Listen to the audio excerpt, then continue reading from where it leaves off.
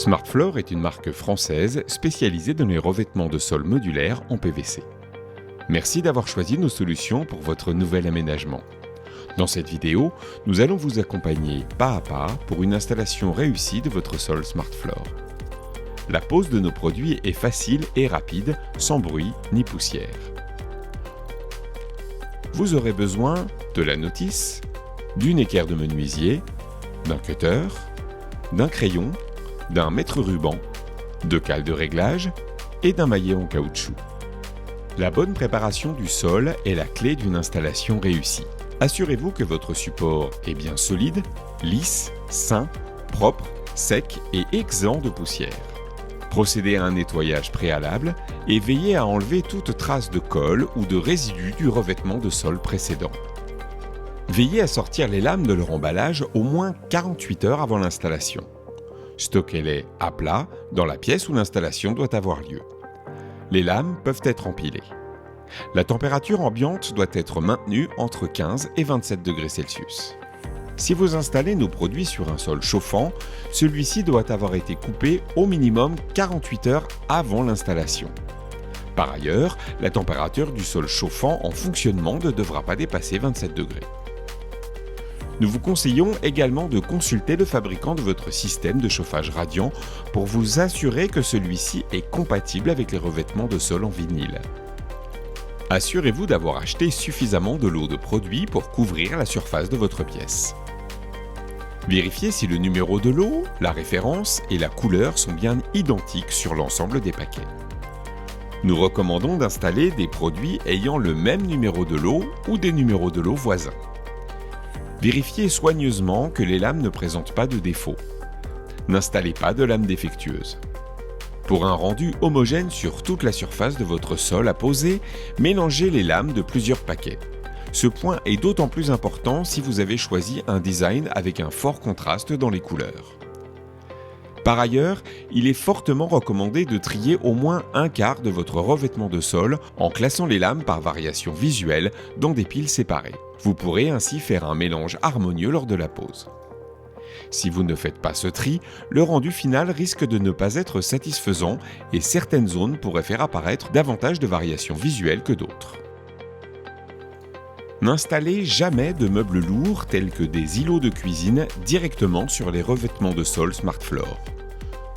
Nous vous déconseillons d'enlever les anciens revêtements de sol résilients. Ils peuvent contenir des fibres d'amiante ou de la silice cristalline. Ces substances sont nocives et les sols qui en contiennent doivent être traités par des professionnels habilités.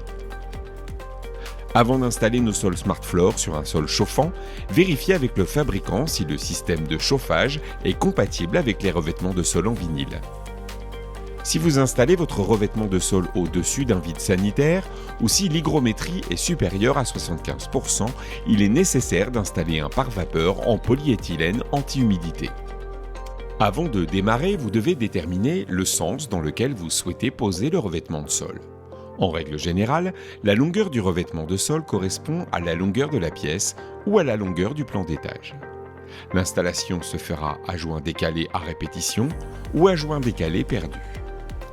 Les méthodes de pose les plus courantes sont un tiers de pas pour les lames et un demi-pas pour les dalles rectangulaires.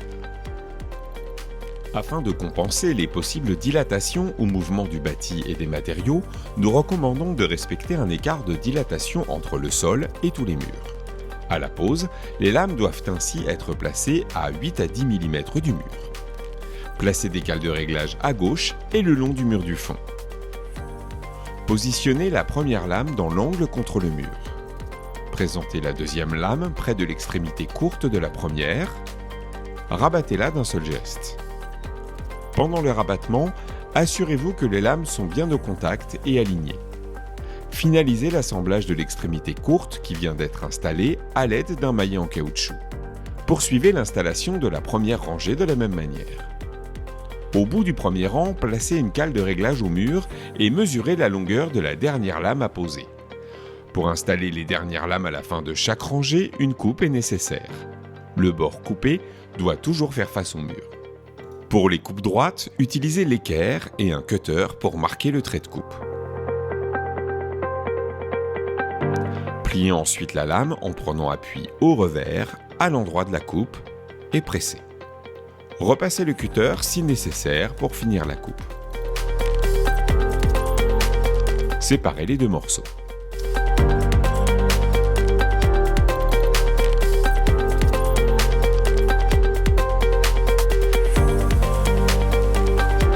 Vous pouvez commencer la deuxième rangée avec la pièce coupée de la première rangée.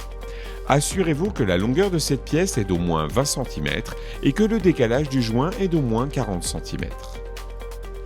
Placez une cale de réglage contre le mur de gauche. Placez la lame contre la lame de la rangée précédente. Laissez la lame dans une position légèrement inclinée vers le haut lorsque les lames commenceront à se verrouiller avec un angle d'environ 30 degrés. Poussez-la vers l'avant et rabattez-la en même temps. Placez la lame suivante doucement près de l'extrémité courte de la lame précédente et rabattez-la en un seul mouvement.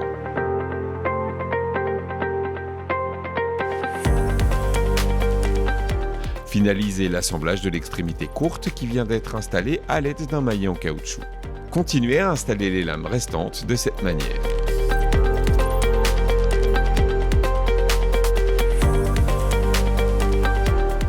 La méthode de pose est la même avec les dalles rectangulaires larges.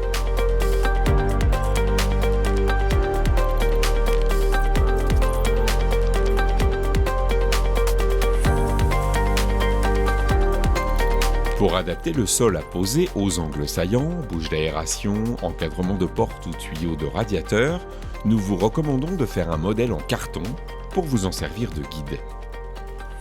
Reportez le contour de la découpe sur la lame et découpez-la à la forme voulue. Vérifiez qu'elle s'adapte bien. Elle doit être bien ajustée et ne doit pas forcer en place. Pour démonter un sol posé, séparez toutes les lames d'une rangée en les soulevant délicatement, puis en relâchant toute la rangée.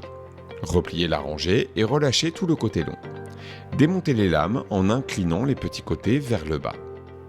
Une fois le revêtement installé, les cales de réglage en périphérie peuvent être retirées. Pour les salles d'eau et les sanitaires, la périphérie du dallage doit être traitée avec un produit d'étanchéité adapté type silicone sanitaire.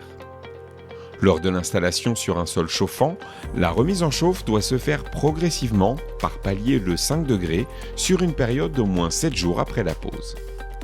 Il est recommandé de conserver quelques boîtes de parquet en cas de dommages accidentels. Les lames peuvent être réparées ou remplacées.